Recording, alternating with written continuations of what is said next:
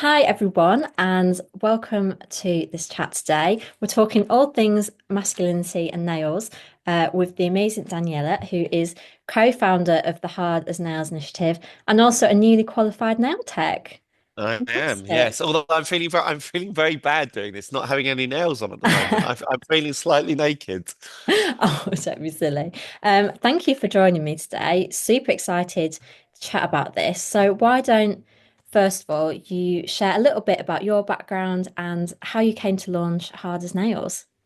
How do I start? That's a really interesting. So I run something called Token Matter. I've worked in the inclusion and diversity space now for 8 years. So I used to be in advertising, but I've worked in the inclusion and diversity space, and within that space, I do quite a lot of work with men, in terms of helping them, supporting them in terms of the challenges they have, but ultimately, getting to a place where they're ready to be better allies and agents of change. About a year and a half ago.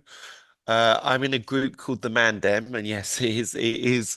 I do stand out in that group. Let's put it that way. I'm in a group called the Mandem, and one of the people I actually did some coaching for just shared a post, and it was titled "Interesting Initiative or Performative Allyship" was the kind of question, and I clicked on the post, and it just happened to be someone I knew very well from my old career, from advertising career. It was Sam Conniff just writing about this experience he had of going to a Harry Styles concert with his daughter, making a whole weekend of it, and actually saying to his daughter, "What would you like to do to prep?" And she said, "Can we go and get our nails done?" And so he went and got his nails done, and then on the Sunday night, he got to there on the Sunday night, and he went to his daughter, "Can you take my nails off now?" She went, "No, they're gels. We can't take them off. You need to go back to the salon." He's like, "I've got to go to work next week." And he's like, "But you have to book in the salon." He looked in his diary, had no time. So just by accident, he had his nails painted for a week. And what he found was that he had lots of interesting conversations as a result of doing that. And I Mm, read it and I just went, "Do you know what? The world does need something interesting now to open up these conversations, because from my experience, a lot of men struggle to speak. I think, and again, if we go even deeper, Robert Webb said in his book, when boys here stop showing those feelings, they soon start to understand, stop feeling those feelings." And so a lot of the work that I do is reconnecting men to those feelings. And I just thought, "Do you know what, this is really interesting." But I said, "Sam, listen, I can't." And it took us like I think 4 months to get the call in. And he'd put it out there as a kind of call out there, just an interesting idea. And I think by the time we got the call in, he'd kind of forgotten about it and kind of thought, "Do you know what? No one's really picked this up. It hasn't got legs." mm, But I then did my week. My week was very different to his, so it didn't open up the same conversations. But what it did do is it just created a connection with my niece and my wife, and I got to do it with my wife, and that's when I started to see the mental health aspect of it, just sitting there getting your nails done. And I just came back in and I just said, "Sam, I think this is brilliant. I think it's something really interesting here, but I don't think it's an allyship campaign. I think it's actually a movement for men by men, um, to actually get men to really think about masculinity in all its formats, mm, and to understand the what the best way of calling it, to understand the harmful stereotypes that actually put men into boxes, and actually anytime they veer away from those boxes, actually get ostracized for it, or pushed, or people mm. trying to push them back in that box, Yeah. and also to talk about male mental health." So um, that's really where it started. And so we decided to launch Hard as Nails. We did a small pilot, and we're now at the end of a 3 week we did a beta. The beta work with the results of the beta were incredible. So we did a much bigger piece of research this time round with 400 people around the country signed up. Um, and we're putting the research together now to see whether it did have an impact. And I'm not going to go through the result. I've seen the results. The answer is a big yes. I'm not surprised at all. So that was a very long answer. That's amazing. So, of course, you came together and launched Hard as Nails, and this is a bit of a big question, but what did you, when you came together, what did you both think we want to achieve with this? What were your aims? We didn't know, to be honest. We wanted we wanted to create change. I mean, we're both change agents of change, so ultimately we wanted to create change and obviously positive change. Um, within the work that I'm doing, I have been purposely doing things to break stereotypes. So, for example, I've worn a skirt twice. I have a brand new skirt in the wardrobe. I haven't worked out when I'm going to wear it, and they're not. They are, and some people could argue that's performative. I'm just putting a skirt on but I'm doing it because actually I do want to build that empathy, but I also just want to show that a white, straight, neurotypical cisgender male without disabilities. I just wanted to also highlight um the reaction of anyone stepping out of that man box. So Mm. the second time I wore it, I actually was my wife is a childline counselor, so I was wearing an NSPCC.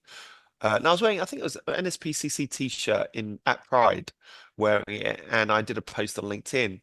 Within 1 week, I was on Twitter being called a paedophile. Oh my goodness. So the cost to stepping out of that man box can be quite big. Yeah. Uh, and people, I had a beautiful conversation with because I want to go. We'll talk about the training and why I Mm. train, but more and more I do want to carry on with the training and find a way of doing it. I was speaking to a barber at Murdoch because I'd love to do a kind of monthly residency somewhere like Murdoch. And I was talking to him about it, and he said, he said himself, I'm a stereotypical, I'm a strong man, I go to the gym, he's got a beard, he's got the tats.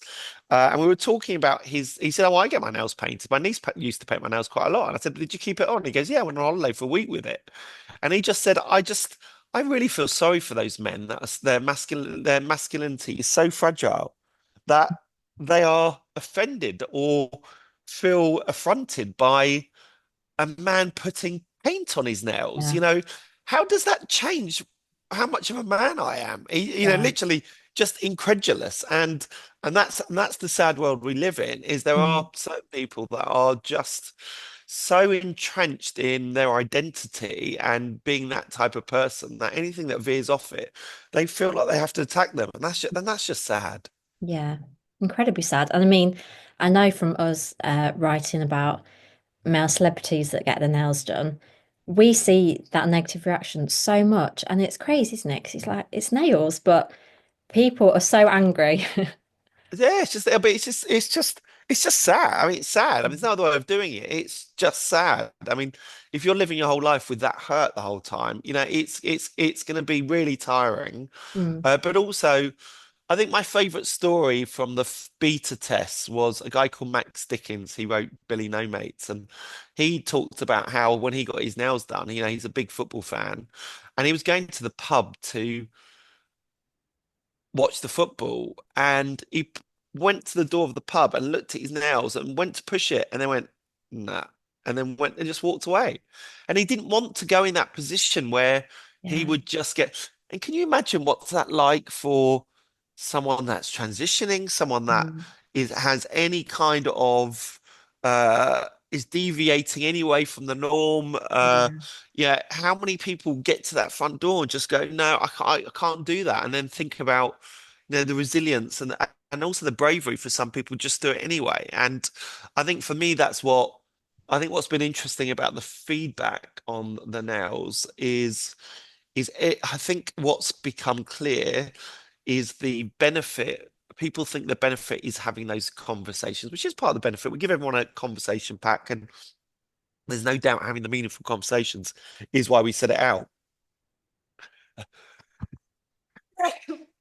Mm. Sorry, Yeah. I knew I was going to sneeze. I didn't want to break everyone's ears.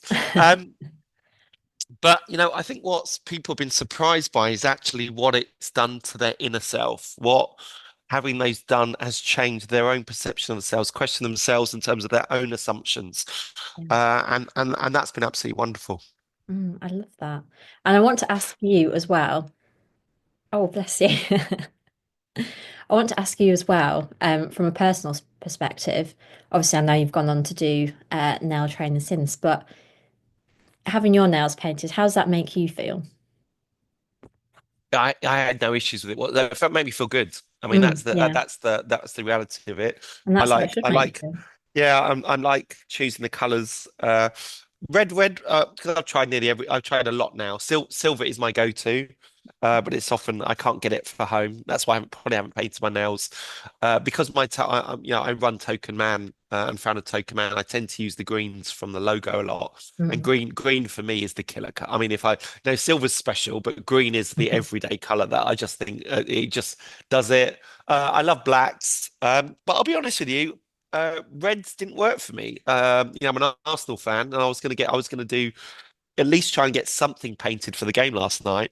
Um, but reds just don't work for me. That's funny, isn't it? Even everything I say, everything I talk about in terms of masculine for why red in my head just felt too feminine.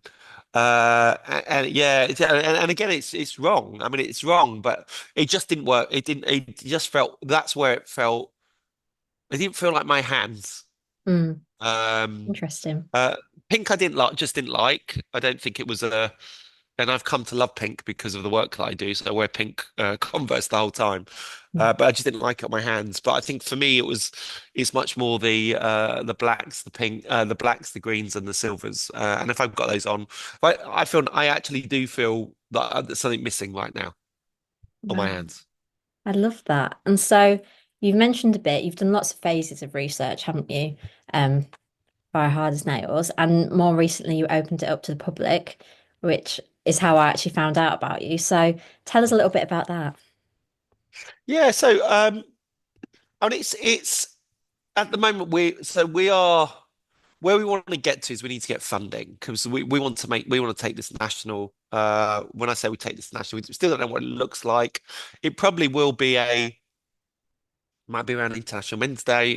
That will probably make the most sense. But whether we can get there for this International Men's Day is a different issue. But we want to have a week where we just convince men to paint their nails, and it's much more about themselves and understanding that. So for me, this was just done through our LinkedIn. So we just went through our LinkedIn. We just recruited people from around us, and we were just pleasantly surprised. But I think there's no doubt that the people that leaned in. And I think this is the challenge when we talk about, and obviously masculinity is high on the in the zeitgeist right now because of adolescence, because of Gareth Yeah. Southgate's talk, because of the Lost Boys reports, and it's rightly, and it's about time to be honest. Yeah. We do need to talk about this, and we do need to talk about everyone's responsibility in this. I don't think it's just men's. I mean, I think let's be Mm. really clear. I think. Uh, it's society that's the problem. It's not men that are the problem, Yeah. and the expectations put on men. Yeah. Yeah. We'll come on to. I gave an analogy the other day on first dates. Um, do you ever watch First Dates? Yes. Love that program. Yeah, and it's how many times does a woman come on and say, "I'm on here because I always pick the bad ones, and I've come Yeah. here for good ones," and then they meet a good one, and they go, oh no, I don't like them. It's like so when I say society, there is something in society Mm. where we're creating these kind of stereotypes that are, we create these, there is the society creates these kind of narratives. Mm. Um, I think for me, in terms of where it got to is I was lucky I got to meet quite a few of those men. And I think the challenge that we have when it comes to masculinity in terms of male mental health is a lot of the men that have come onto this project have probably hit a low. They probably Mm. have, I've met two men that have tried to take their own lives. Mm. I've met through this project some men who have been in prison. It took a low for them to recognize the damage that the current system does to men. Mm. And our challenge, and it is a big challenge, is how do we get men to realize it without Yeah. actually hitting bottom? Mm. Because we can't wait for them to hit bottom because we lose some of them through that Yeah. process, right? Mm.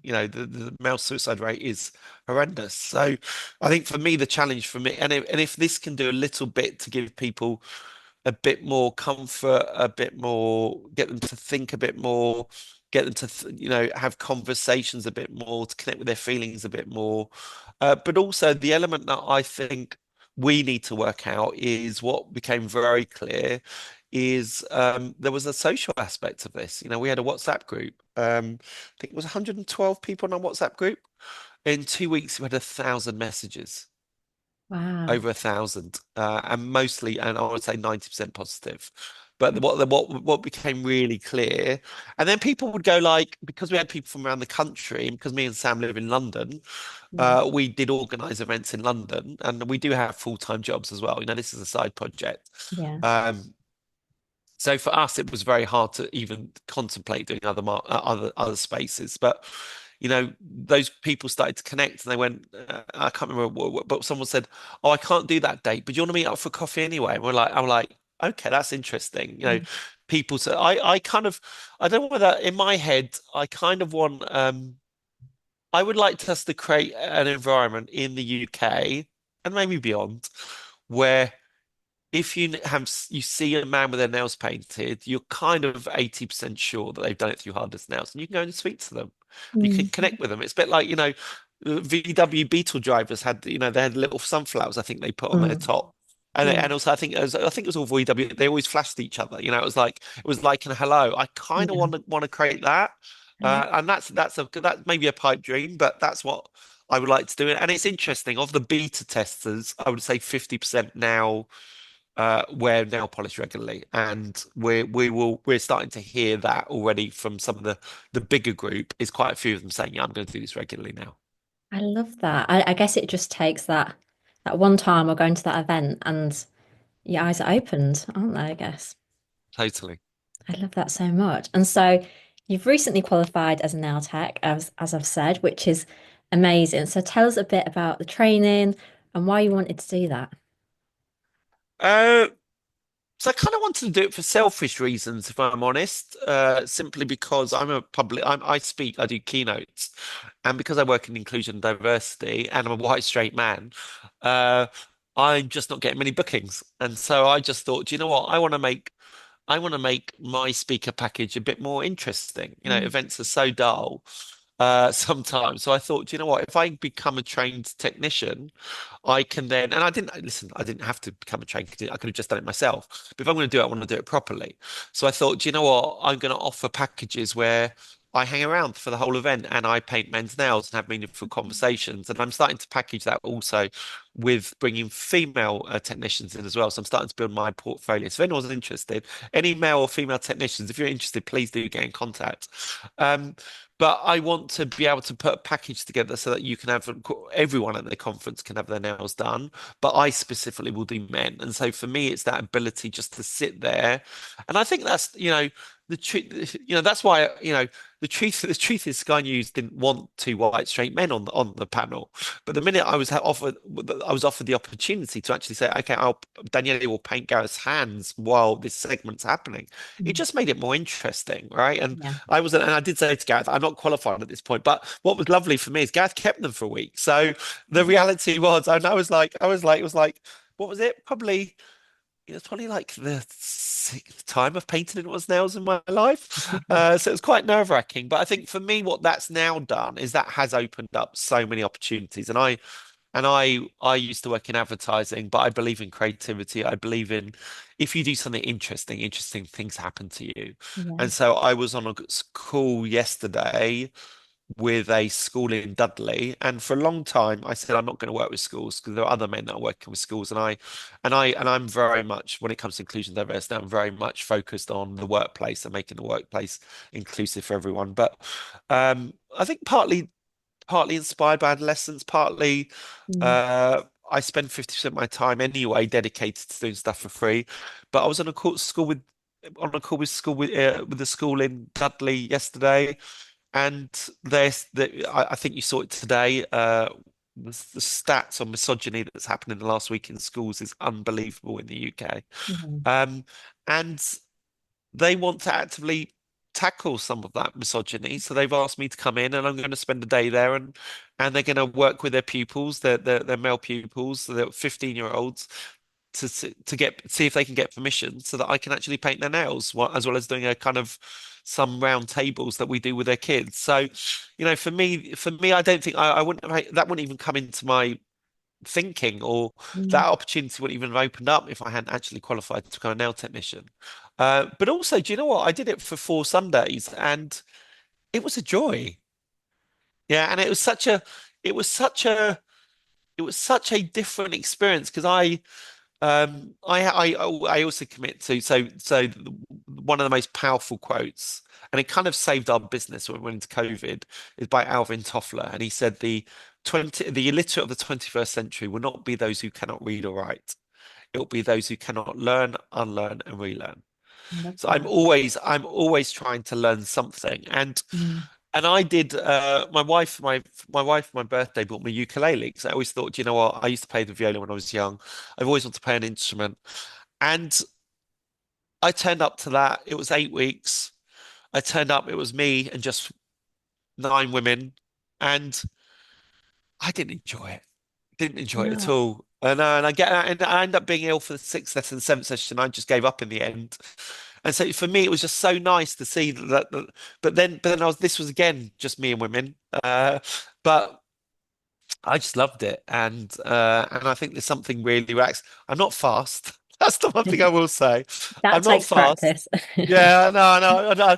I'm trying to work out how I donate 100 free things so that I can just practice, because that's the key thing that I got from it, which is, we were doing gel, the week we were doing gels, I was like, oh my God, look at, and I was like, that's the first time I've ever done it. Yeah. It's like, don't, don't beat yourself up. Mm. The reality is it's obvious, it just takes lots and lots of practice Yeah. and dedication, and you will get better. But for me, I'm not here to give people perfect nails. I'm here to have a interesting conversation with them while I'm painting their nails. Yeah. I love that. And that's the thing we always say here at Scratch. We're like the connections that can be built through nails are just incredible. Yeah. Definitely. So throughout this whole journey of hard as nails, what would you say has been a highlight? Getting my nails done alongside my goddaughter. Um, I'm gonna get her age wrong now. She's 13. I'm sure she's 13. She's 13. Uh, and just, and the reality is she's my goddaughter, but she's obviously the daughter of my best mate. So every time we're together, it's because I'm seeing my best mate and we're doing adult things while the children are doing children things. So that ability to sit, and her dad just went for a walk, but that ability to sit alongside her and just have a chat was amazing. Yeah. And I'm going away to Easter. I mean, they're kind of, I would call them family now. I think it's now, apart from COVID, I think we're coming up to 9 years where we've done Easter together. We go away somewhere in the UK, and my best has been biting his nails his whole life. He stopped biting them for 6 weeks because he knows, and he's promised his daughter, which is my goddaughter, that he's going to get his nails painted, and I'm going to paint all their nails. So, for me, again, that's going to be just so lovely having everyone, and also it's a lovely little. But I also run, which I've got to start designing. But for the last 2 Easters, I've run.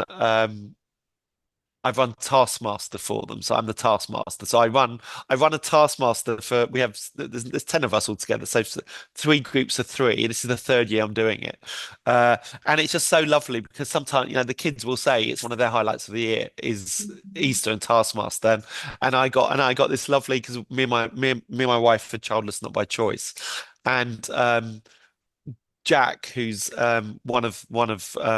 yeah, he's my goddaughter's brother, but as Mark said, I might as well be his godfather as well. But he wrote a poem for school around what belonging is, and I'm in that poem. He talks about Taskmaster, and we started reading it, and we both started crying. I mean, it was wonderful. So I think for me, just having it just opens up the different ways to connect, to be creative. I can't wait. I've got them all here. But all the colors, getting people to choose the colors, and they're not going to see this beforehand. But one of the Taskmaster tasks is going to be to paint one of my nails. I'm going to get them to paint my nails, and it's going to be the best design will win. So I'll get that's going to be one of the tasks. Wow, I feel like I need to be kept updated about this. It sounds great. I will do. I'm going to be doing. If anyone wants to follow me on LinkedIn, I actually post every day. I am going to be doing a Taskmaster post. I think this week, because I might even do it today. Actually, now I've got inspired doing it. Yeah. But I want to share because I've obviously built. I've built two programs. They want to, they want a Google Doc. I want to share them. I want people to be able to do it. I So, want to do that. yes, yeah. So look out for my LinkedIn. Wow, amazing. And so you've talked there about connection. And are these sort of themes that the people that have taken part in the research have also said to you? That everyone gets their own that everyone has their own personal journey. Mm. Um, I think what's the first thing that it's done is it's got them to reconnect with themselves, really look at Yeah. themselves. I know.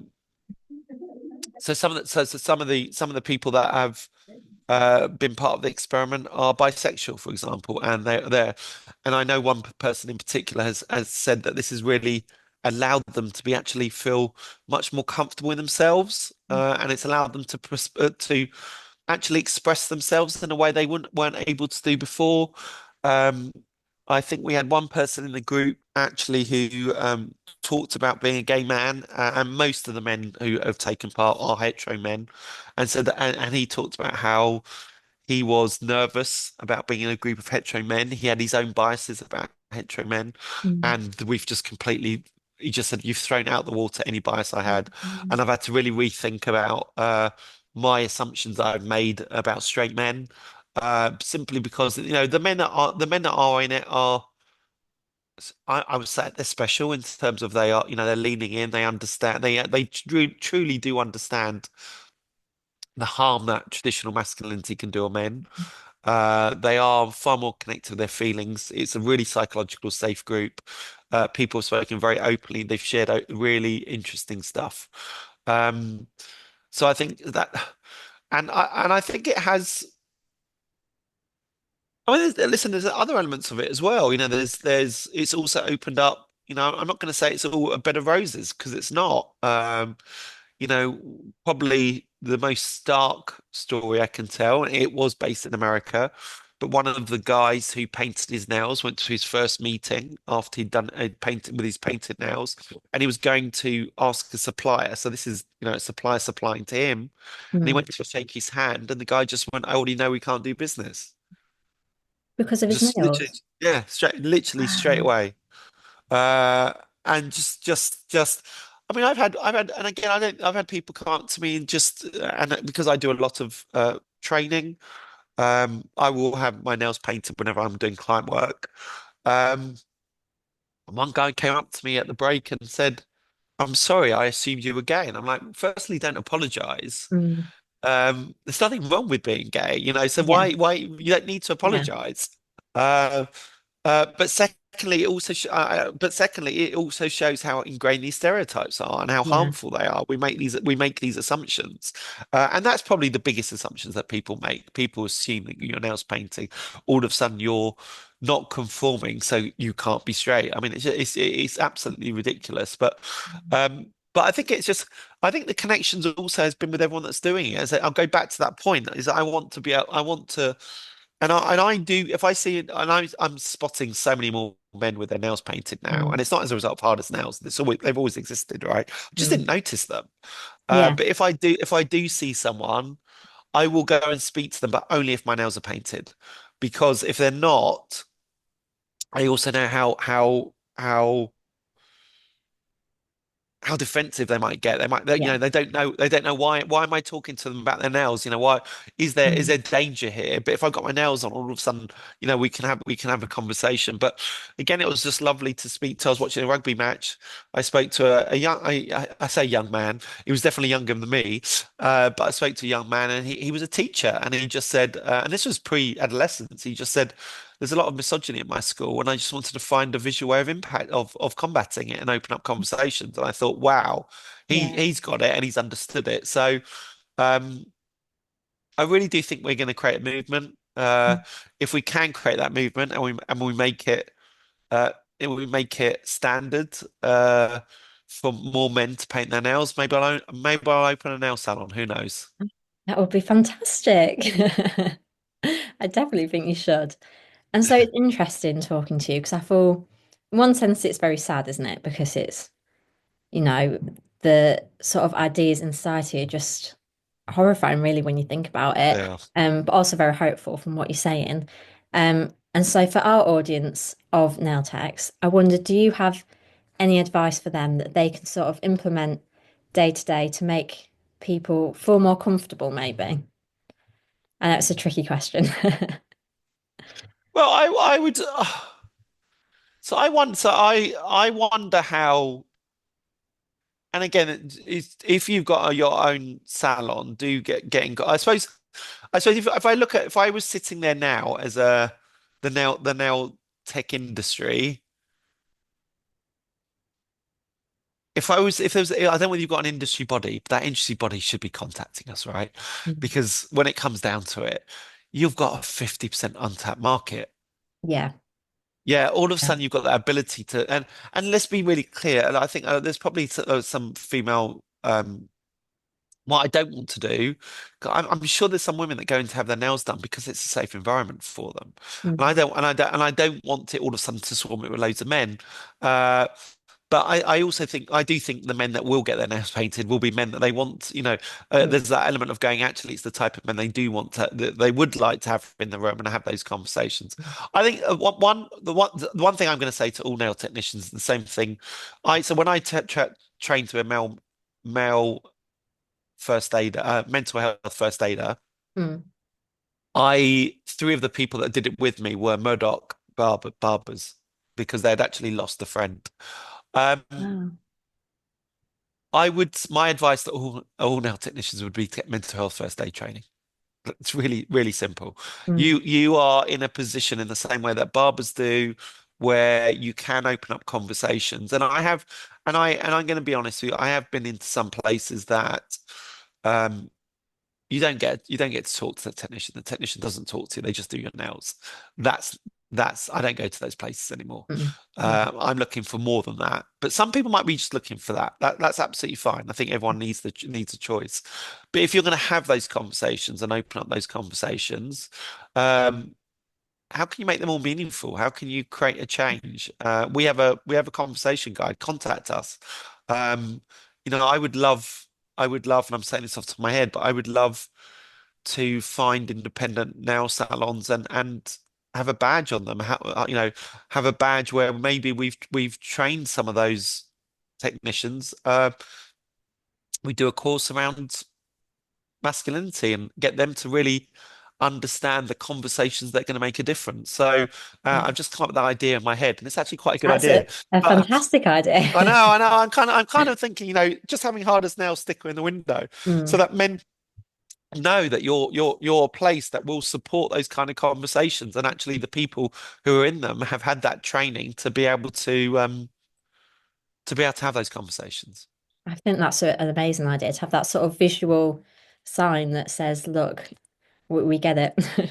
Yeah, it's kind of a visual sign that says men are welcome without Yeah. actually saying men are welcome. It's just Yeah. it's just saying we support the Hardest Nails project, which means all our technicians have been trained to have conversations around masculinity, and actually and are comfortable having conversations with men, Mm. and meaningful ones. Yeah. I love that so much. And so looking to the future, what do you think it holds for Hard as Nails? I've seen the results, the research results. The results are astounding. Uh, we know people that have looked at that data and just their minds are blown. They've just said for a 2 week project, they've never seen such a movement in people's Wow. thinking. So it's funny enough because I think you might have seen this on Sky News. I don't know if it's on Sky News or you saw Sam on the BBC, but on Sky News, when I came out of that Sky News, I got to my bike and I had to just stop and compose myself. And actually, a tear kind of came to the side of my eye because I realized what an opportunity we actually have to do something meaningful. Mm. Doesn't mean it's going to happen. These things take a lot of hard work and a bit of luck. Um, and a lot of funding. Yeah, And that doesn't just come, but whatever we've done so far, we have to do something with it because it's had just such a wonderful impact, and the world needs it right now. yeah, 100%. Amazing. And so if anyone's watching this and wants to get involved in any way, what should they do? Just either for linking with me on LinkedIn, Daniele Fiandaca, or linking with Sam Conniff. And the hardest nails, hopefully you'll have it on the accompanying this. You click on the link, have a look more. Um, we just need to, the kind of test is over. Doesn't mean people can't sign up. We just need to work out that next step now. What Yeah, happens? We want people to be able to sign up at any point, but we need to work out what they do, what that looks like. Now, I don't think we're going to make this. We've kind of proved the experiment now. A lot of, credit goes to Sam on this one. I mean, the amount of research that we've done is just incredible, and Sam's just done. I didn't. That isn't something that I brought to the party. I mean, I do my own research as well, but not to the level that Sam's done. And we've had some amazing volunteers as well. I mean, that's the other thing people don't see in the background. Um, we've also had volunteer people like November have supported us. So it's amazing. You don't see what goes on in the background, but it is having wonderful support that actually allows you to go to the next step. And if anyone thinks they can really help us accelerate it, you might work in a brand that might want to get involved. You might want to work. You might have some ideas. Please do get in contact. yeah, fantastic. Well, I feel very excited for the future. I feel like you guys are going to create some great change. Well, I do hope so. I really hope so. Thank you so much for joining us today. It's been a Pleasure. pleasure to hear all about it. Pleasure. Thank you. Thank you.